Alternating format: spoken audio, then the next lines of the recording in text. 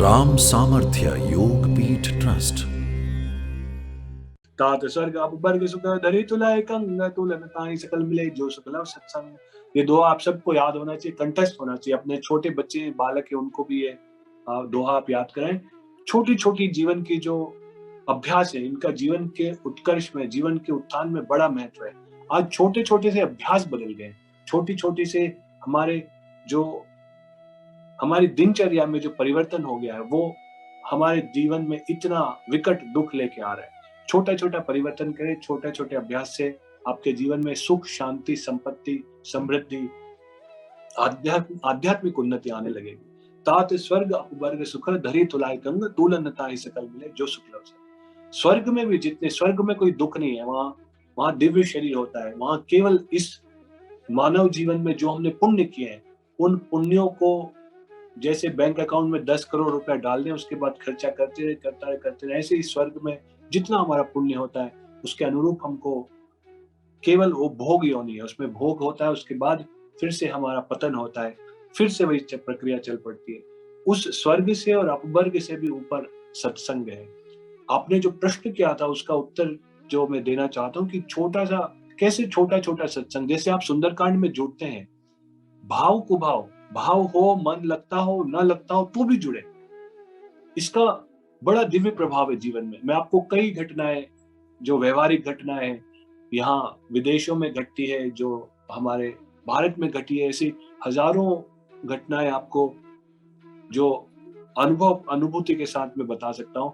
पर एक छोटी सी बात आपसे करना चाहता हूँ कि जो नारद मुनि है, जो देव ऋषि हैं, उनका दिव्य शरीर है, पर वो एक जन्म में दासी के पुत्र थे, और जो उनकी माता जो है वो वेद पाठी ब्राह्मणों की चर्या करती थी।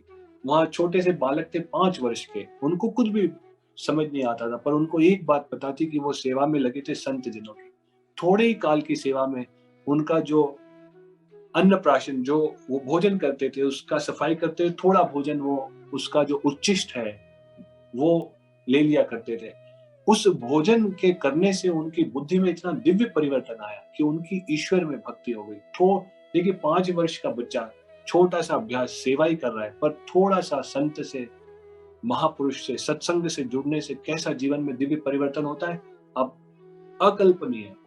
उनका 5 वर्ष का जब आयु थी तो उन्होंने ये सेवा करने लगे। उस अन्न का सेवन करने से उनकी चित्त की वृत्तियां शुद्ध और शांत होने लगी।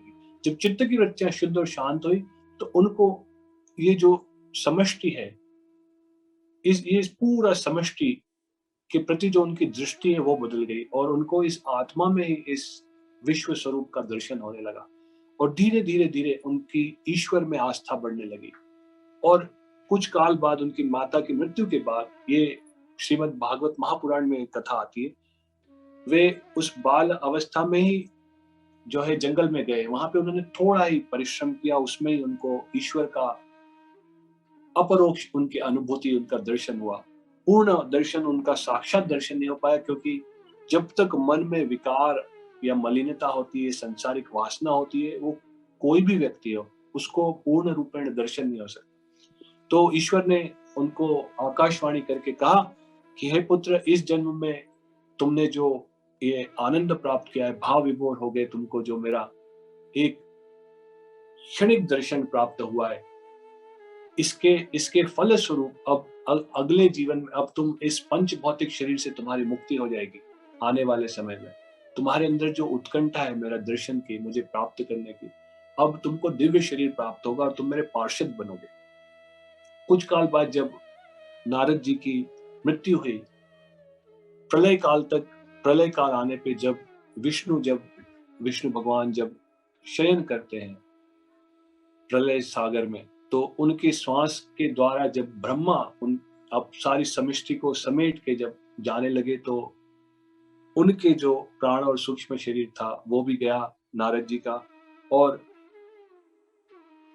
एक सहस्त्र जो चतुर्युगी होती है उसके बीतने के बाद जब ब्रह्मा जी ने फिर से सृष्टि की रचना की, तो उनके इंद्रियों द्वारा जब अन्य ऋषियों का जन्म हुआ, उसी समय महर्षि नारद का भी जन्म हुआ। उनको ये दिव्य आशीर्वाद प्राप्त हुआ कि वे किसी भी लोक लोकांतर में एक क्षण में जा सकते हैं और बस उनकी जो भक्ति थी ईश्वर के प्रति, अपनी वीणा लेके और ईश्वर का भजन करना और ईश्वर के संकीर्तन करना और ईश्वर की भक्ति को प्रचारित और प्रसारित करना, जब भी जिस ईश्वर की भक्ति के लिए उन्होंने थोड़ा बहुत प्रयास किया, वो भी संत कृपा से। आप देखिए, थोड़ा सा सत्संग मिलने से एक साधारण दासी का पुत्र कितना बड़ा दिव्य ऋषि हो गया, दिव्य शरीर के साथ। आप सोचिए, छोटी सी संगति कितना आपके अंदर परिवर्तन ला सकती है, आपकी चित्त की वृत्तियों का। अब नारद भगवान ऐसे कि जब भी वो भगवान का ध्यान करते, भगवान उनको साक्षात दर्शन देते। वो किसी भी लोक में जा सकते, कभी भी दर्शन कर सकते। इसमें समझने की बात केवल इतनी है कि कितने भी कार्य हो, कितना भी आपके जीवन में व्यस्तता हो, आप इतना कुछ बड़ा कार्य नहीं कर रहे।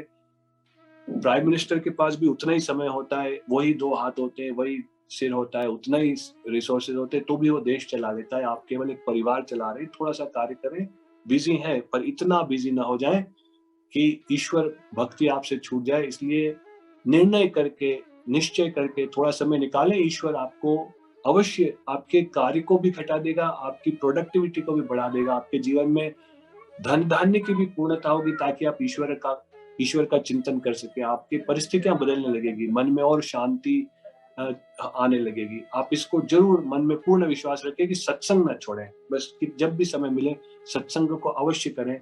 आप देखिए, धीरे धीरे जीवन में एक दिव्य परिवर्तन आने लगेगा। इसलिए मैंने छोटी सी कथा आपको इसलिए बताई कि आपके मन में विश्वास हो कि कितना ही बड़ा सांसारिक कार्य हो, उसको छोड़ के भगवत आराधना में बैठ ही जाना चाहिए। उससे आपको बड़ा लाभ होगा। ये एक बड़ा गहन सूत्र है जीवन का।